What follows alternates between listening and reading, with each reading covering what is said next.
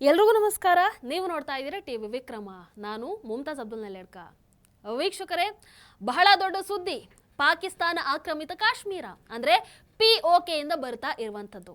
ಅಲ್ಲಿಗ ಯಾಕೋ ಒಂದು ಹೊಸ ರೀತಿಯ ಯುದ್ಧ ನಡೀತಾ ಇದೆ. ಯುದ್ಧ ಶುರು ಆಗಬಿಟ್ಟಿದೆ. ಈ ಯುದ್ಧದಲ್ಲಿ ಒಂದು ಕಡೆ ಅಲ್ಲಿನ ಸಾಮಾನ್ಯ ಜನರಿದ್ರೆ, ಮತ್ತೊಂದು ಕಡೆ ಪಾಕಿಸ್ತಾನದ ಸೇನೆ, ಅದೇ ರೀತಿ ಪೊಲೀಸರು ಇದ್ದಾರೆ. ಇವೆಲ್ಲವನ್ನ ನೋಡ್ತಾ ಇರುವಾಗ ನನಗೆ ಯಾಕೋ ಅಮಿತ್ ಶಾಜಿ ಅವರು POK ಬಗ್ಗೆ ಕೊಟ್ಟಂತ ಹೇಳಿಕೆಗಳು ಒಂದೊಂದಾಗಿ ನೆನಪಾಗ್ತಾ ಹೋಯ್ತು. POK ವಿಚಾರವಾಗಿ ಅಮಿತ್ ಶಾಜಿ ಅವರು ಬಹಳಷ್ಟು ಬಾರಿ ಆಶ್ವಾಸನೆಯನ್ನ ಕೊಟ್ಟಿದ್ದಾರೆ, ಓಪನ್ ಆಗಿ ಹೇಳಿದ್ದಾರೆ. POKಯನ್ನ ಕಾಂಗ್ರೆಸ್ ಕೈ ಬಿಡ್ತು, ಆದ್ರೆ ಅದನ್ನ ಮರಳಿ ಭಾರತಕ್ಕೆ ತರುವಂತ ಕೆಲಸ BJP ಸರ್ಕಾರ ಮಾಡುತ್ತೆ. ये पाक ऑक्यूपाई कश्मीर क्यों नहीं लिया, ये क्यों नहीं करा, वो क्यों नहीं करा। पहले तो वो सोचते थे कि कुछ ही नहीं होगा, हो गया तो ये क्यों नहीं हुआ। मैं कांग्रेस पार्टी को कहना चाहता हूं, पाक ऑक्यूपाई कश्मीर आपने दिया था, मगर लेने का काम भारतीय जनता पार्टी की सरकार ही करेगी और कोई नहीं। मानो हमने तो हमला किया था आतंकवादी अड्डों पर, उनके हेडक्वार्टर पर, उनके संगठनों पर, उनके ट्रेनिंग कैंप पर, उनके लॉन्चिंग पैड पर, और हमारे आतंकवाद के ऊपर ये हमले को पाकिस्तान अपने पर का हमला समझ बैठा. ಮತ್ತೊಂದು ಕಡೆ ಇಂಡಿಯಾ ಟುಡೇಲಿ ಮಾತಾಡಿದ ಅಮಿತ್ ಶಾಜಿ ಅವರು ಹೇಳಿದ್ರು, ಪಾಕಿಸ್ತಾನ ಆಕ್ರಮಿತ ಕಾಶ್ಮೀರ ಭಾರತದ ಅವಿಭಾಜ್ಯ ಅಂಗ. ಅಲ್ಲಿ ವಾಸಿಸುವಂತಹ ಪ್ರತಿಯೊಬ್ಬರು ಕೂಡ, ಅವರು ಹಿಂದೂಗಳಾಗಿರ್ಲಿ ಅಥವಾ ಮುಸಲ್ಮಾನರಾಗಿರ್ಲಿ, ಅವರೆಲ್ಲರೂ ಕೂಡ ನಮ್ಮವರೇ ಅನ್ನುವಂಥ ಹೇಳಿಕೆಯನ್ನು ಕೊಟ್ಟಿದ್ರು. ಇನ್ನು ಆರ್ಟಿಕಲ್ 370 ರದ್ದು ಮಾಡಿದಂಥ ಸಂದರ್ಭದಲ್ಲಿ ಸಂಸತ್ ಭಾಷಣದಲ್ಲಿ ಅವರು ಹೇಳ್ತಾರೆ, POKಗೋಸ್ಕರ ಜೀವವನ್ನ ಬೇಕಾದ್ರೂ ಕೊಡ್ತೀವಿ ಅಂತ ಒಂದು ಹೇಳಿಕೆ ಬರುತ್ತೆ. जम्मू और कश्मीरी बोलता हूं तो POK इसके अंदर ही आता है।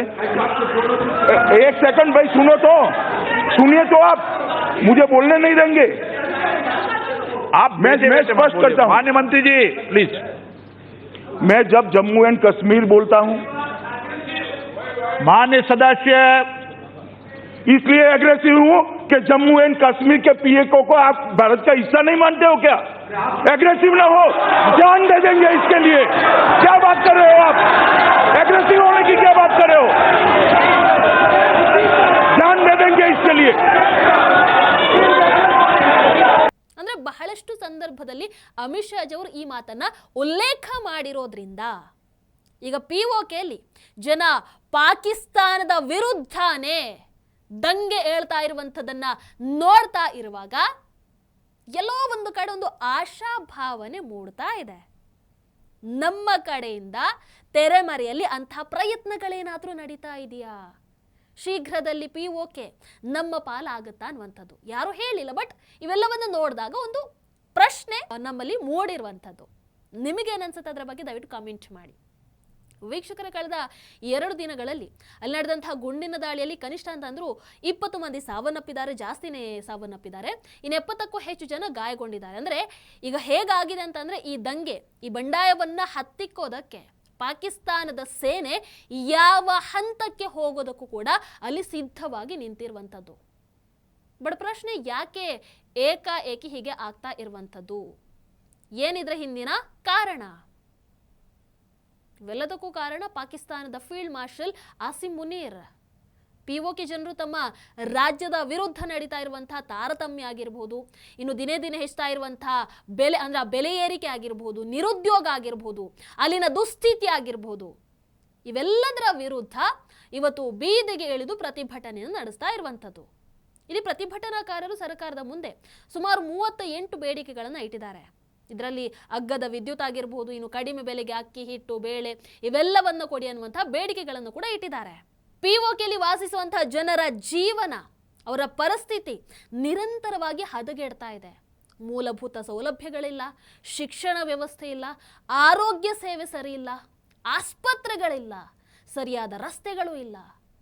ಅದರ ಜೊತೆಗೆ ಇನ್ನು POK ವಿಧಾನಸಭೆಯಲ್ಲಿ ಜಮ್ಮು ಕಾಶ್ಮೀರದಿಂದ POKಗೆ ವಲಸೆ ಬಂದಂತಹ ನಿರಾಶ್ರಿತರಿಗೋಸ್ಕರ ಅಲ್ಲಿ ಮೀಸಲಾಗಿರುವಂತಹ 12 ಸ್ಥಾನಗಳನ್ನು ರದ್ದುಗೊಳಿಸಬೇಕನ್ನುವಂಥ ಬೇಡಿಕೆಯನ್ನು ಕೂಡ ಪ್ರತಿಭಟನಾಕಾರರು ಮುಂದೆ ಇಟ್ಟಿರುವಂಥದ್ದು. ಜೂನ್ 7ರಿಂದ POKಯ ಮುಜಫರಾಬಾದ್ ಆಗಿರ್ಬೋದು, ಮಿರ್ಪುರ್ ಆಗಿರ್ಬೋದು, ಅದೇ ರೀತಿ ರಾವಲ್ಕೋಟ್ ಸೇರಿದ ಹಾಗೆ ಹಲವು ನಗರಗಳಲ್ಲಿ ಸಾವಿರಾರು ಜನ ದೊಡ್ಡ ಮಟ್ಟದಲ್ಲಿ ಪ್ರತಿಭಟನೆಯನ್ನು ನಡೆಸಿರುವಂಥದ್ದು.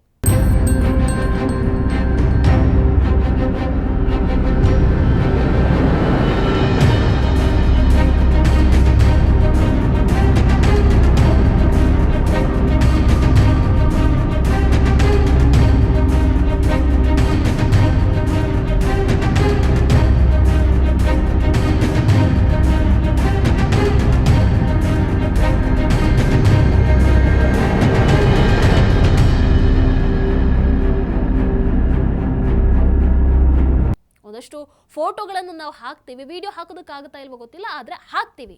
ನೀವು ನೋಡಬೇಕು, ಪಾಕಿಸ್ತಾನದ ಸೇನೆ ಹಾಗೆ ಪೊಲೀಸರು ನಿರಾಯುಧರಾಗಿರುವಂತಹ ಅಲ್ಲಿನ ನಾಗರಿಕರ ಮೇಲೆ ಹೇಗೆ ಮನುಷ್ಯತ್ವನೇ ಇಲ್ಲದ ಹಾಗೆ ಗುಂಡಿನ ದಾಳಿಯನ್ನು ನಡೆಸ್ತಾ ಇದ್ದಾರೆ ಅಂತ.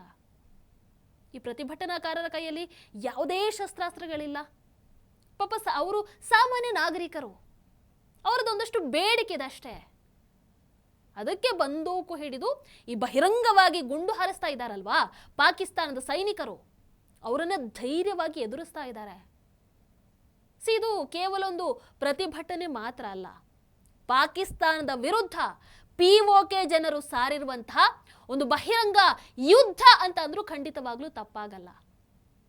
ವೀಕ್ಷಕರ, POKಯಲ್ಲಿ ನಡೀತಾ ಇರುವಂತಹ ಈ ಬಂಡಾಯವನ್ನು ಹತ್ತಿಕ್ಕೋದಕ್ಕೆ ಆಸಿಮ್ ಮುನೀರ್ ತನ್ನ ಅತ್ಯಂತ ವಿಶ್ವಾಸಾರ್ಹ ಸೇನಾ ಅಧಿಕಾರಿಯೊಬ್ಬನನ್ನ ಅಲ್ಲಿ ನಿಯೋಜನೆ ಮಾಡಿದ್ದಾನೆ. ಆತನ ಹೆಸರು ಬ್ರಿಗೇಡಿಯರ್ ಫೈಕ್ ಅಯ್ಯೂಬ್. ಈ ಬ್ರಿಗೇಡಿಯರ್ ಈಗ ಸದ್ಯಕ್ಕೆ POKಯಲ್ಲಿ ISI ಸೆಕ್ಟರ್ ಕಮಾಂಡರ್ ಆಗಿ ಕೆಲಸವನ್ನು ಮಾಡ್ತಾ ಇದ್ದಾನೆ. ಈತನನ್ನ ಬುಚ್ಚರ್ ಆಫ್ ಲಾಹೋರ್ ಅಂತ ಕೂಡ ಕರೆಯಲಾಗತ್ತೆ. ಯಾಕಂದ್ರೆ ಇದೇ ವ್ಯಕ್ತಿ ಲಾಹೋರ್ನಲ್ಲಿ ಪಾಕಿಸ್ತಾನದ ಮಾಜಿ ಪ್ರಧಾನಿ ಇಮ್ರಾನ್ ಖಾನ್ ಬೆಂಬಲಿಗರ ಮೇಲೆ ಇದೇ ರೀತಿಯ ಗುಂಡಿನ ದಾಳಿಯನ್ನು ನಡೆಸಿದ್ದ. ಕಳೆದ 8 ತಿಂಗಳಲ್ಲಿ ಪಾಕಿಸ್ತಾನ ಸೇನೆಯ ಗುಂಡಿನ ದಾಳಿಯಿಂದ POKಯಲ್ಲಿ 57 ಮಂದಿ ಸಾವನ್ನಪ್ಪಿದ್ದಾರೆ. POKಯಲ್ಲಿ ಪಾಕಿಸ್ತಾನದ ಸೇನೆ ಕಾಶ್ಮೀರಿಗಳ ಪ್ರಾಣವನ್ನ ತೆಗಿತಾ ಇದ್ರೆ, ಜಮ್ಮು ಕಾಶ್ಮೀರದಲ್ಲಿ ಪಾಕಿಸ್ತಾನದ ಉಗ್ರರು ಅದೇ ಕೆಲಸವನ್ನ ಮಾಡ್ತಾ ಇರುವಂಥದ್ದು. ಅಂದ್ರೆ ಗಡಿಯ ಎರಡೂ ಬದಿಗಳಲ್ಲೂ ಕೂಡ ಪಾಕಿಸ್ತಾನ ಕಾಶ್ಮೀರಿಗಳ ಹತ್ಯೆಯನ್ನ ಮಾಡ್ತಾ ಇದೆ.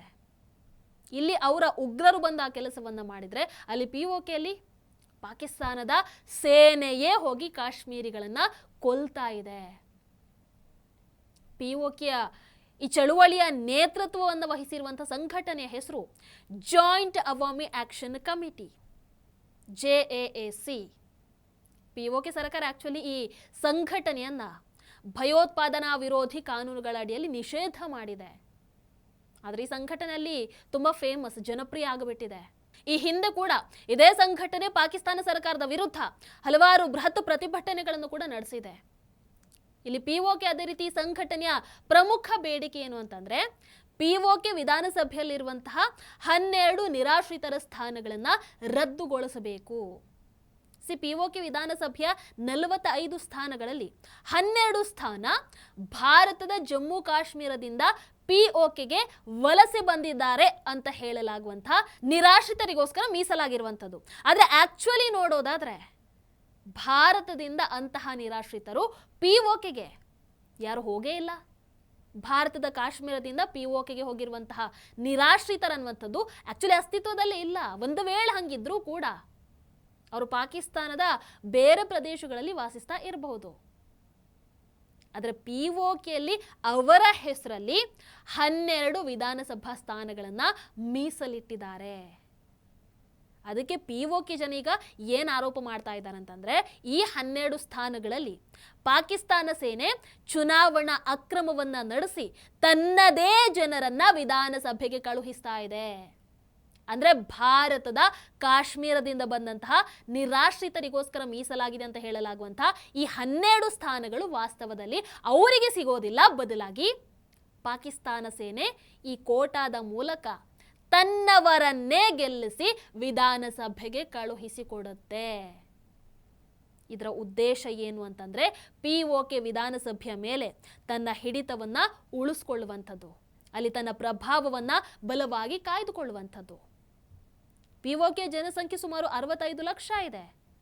ಆದರೆ ಪಾಕಿಸ್ತಾನದ ವಿರುದ್ಧ ಅಲ್ಲಿನ ಜನರ ಈ ಒಂದು ಹೋರಾಟ ಕೇವಲ ಸೌಲಭ್ಯಗಳ ಕೊರತೆ ಅಥವಾ ಬೆಲೆ ಏರಿಕೆ ವಿರುದ್ಧ ಮಾತ್ರ ಅಲ್ಲ. ಇದು ಪಾಕಿಸ್ತಾನ ಸರ್ಕಾರದ ನೀತಿಗಳ ವಿರುದ್ಧ POK ಜನರು ಸಾರಿರುವಂತ ಯುದ್ಧ. ಈ ಚಳುವಳಿ ಈಗ ಸಂಪೂರ್ಣವಾಗಿ ದಂಗೆ ರೂಪವನ್ನು ಪಡ್ಕೊಂಡಿದೆ. ಚಳುವಳಿ ಅಂತ ಆರಂಭ ಆಯಿತು, ಅಲ್ಲಿನ ಜನರ ಹೋರಾಟ ಈಗ ಆ ದೈನಂದಿನ ಸಮಸ್ಯೆಗಳ ಮಿತಿಯನ್ನು ಕೂಡ ದಾಟಿ ಬಹಳ ಮುಂದೆ ಹೋಗ್ಬಿಟ್ಟಿದೆ.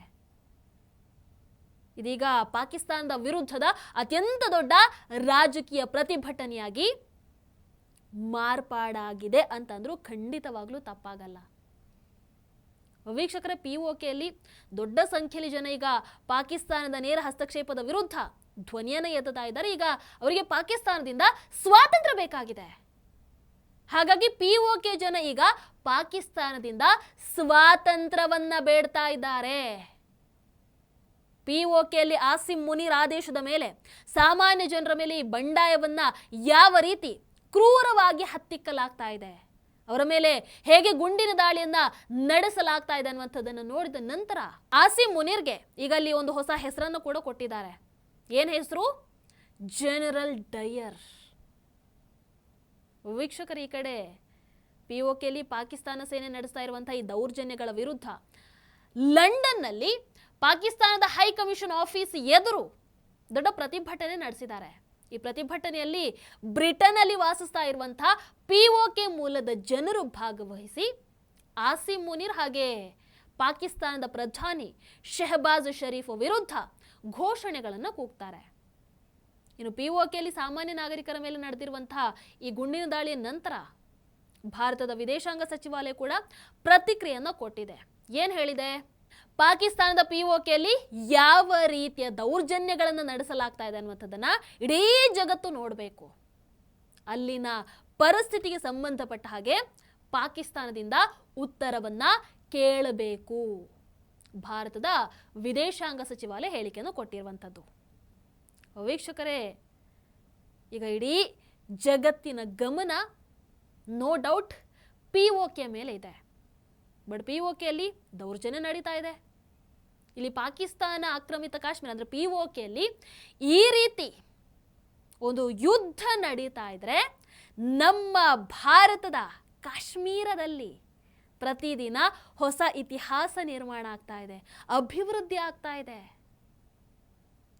ವೀಕ್ಷಕರ, POKಯಲ್ಲಿ ಇವತ್ತು ನಡೀತಾ ಇರುವಂಥದ್ದು ಕೇವಲ ಬೆಲೆ ಏರಿಕೆ ವಿರುದ್ಧದ ಪ್ರತಿಭಟನೆ ಮಾತ್ರ ಅಲ್ಲ. ಇದು ವರ್ಷಗಳ ನಿರ್ಲಕ್ಷ್ಯ, ತಾರತಮ್ಯ, ಪಾಕಿಸ್ತಾನದ ನೇರ ಹಸ್ತಕ್ಷೇಪದ ವಿರುದ್ಧದ ಜನರ ಆಕ್ರೋಶ. ಒಂದು ಕಡೆ ಕಾಶ್ಮೀರಿಗಳ ಹಕ್ಕು ಅಂತ ಜಗತ್ತಿನ ಮುಂದೆ ಇದೇ ಪಾಕಿಸ್ತಾನ ಮಾತನಾಡುತ್ತೆ, ಮತ್ತೊಂದು ಕಡೆ ಅದೇ ಕಾಶ್ಮೀರಿಗಳ ಮೇಲೆ ಗುಂಡಿನ ದಾಳಿಯನ್ನು ನಡೆಸುತ್ತೆ. ಅಂಡ್ ಆ ದೃಶ್ಯಗಳು ಈಗ ಇಡೀ ಜಗತ್ತಿನ ಮುಂದೆ ಬಯಲಾಗಿದೆ. POKಯಲ್ಲಿ ಜನ ಇವತ್ತು ಸ್ವಾತಂತ್ರ್ಯದ ಧ್ವನಿಯನ್ನ ಎತ್ತುತ್ತಾ ಇದ್ದಾರೆ. ಬಟ್ ನಮ್ಮ ಭಾರತದ ಜಮ್ಮು ಕಾಶ್ಮೀರದಲ್ಲಿ ಅಭಿವೃದ್ಧಿ, ಅದೇ ರೀತಿ ಹೂಡಿಕೆಗಳ ಒಂದು ಹೊಸ ಅಧ್ಯಾಯ ಆರಂಭ ಆಗಿದೆ. ಹೀಗಾಗಿ ಈಗ ಒಂದು ಪ್ರಶ್ನೆ ಜಗತ್ತಿನ ಮುಂದೆ ನಿಂತಿರುವಂಥದ್ದು, ಕಾಶ್ಮೀರದ ನಿಜವಾದ ಸಮಸ್ಯೆ ಯಾರು? ಉತ್ತರವನ್ನ POK ಬೀದಿಗಳಲ್ಲಿ ಅಲ್ಲಿನ ಜನ ಕೊಡ್ತಾ ಇದ್ದಾರೆ. ನಿಮ್ಮ ಅನಿಸಿಕೆಯನ್ನು ಕಮೆಂಟ್ ಮಾಡಿ. ನಮಸ್ಕಾರ. ಟಿವಿ ವಿಕ್ರಮ, ದೇಶ ನಿಮ್ಮ ಕೈಯಲ್ಲಿ. ಈ ಕಾರ್ಯಕ್ರಮ ನಿಮಗೆ ಇಷ್ಟ ಆಗಿದ್ದಲ್ಲಿ ಲೈಕ್, ಶೇರ್ ಹಾಗೂ ಕಮೆಂಟ್ ಮಾಡಿ. ಟಿವಿ ವಿಕ್ರಮದ ಕಾರ್ಯಕ್ರಮಗಳನ್ನು ನಿರಂತರವಾಗಿ ವೀಕ್ಷಿಸಲು ಸಬ್ಸ್ಕ್ರೈಬ್ ಮಾಡಿ, ಬೆಲ್ ಐಕನ್ ಒತ್ತಿ.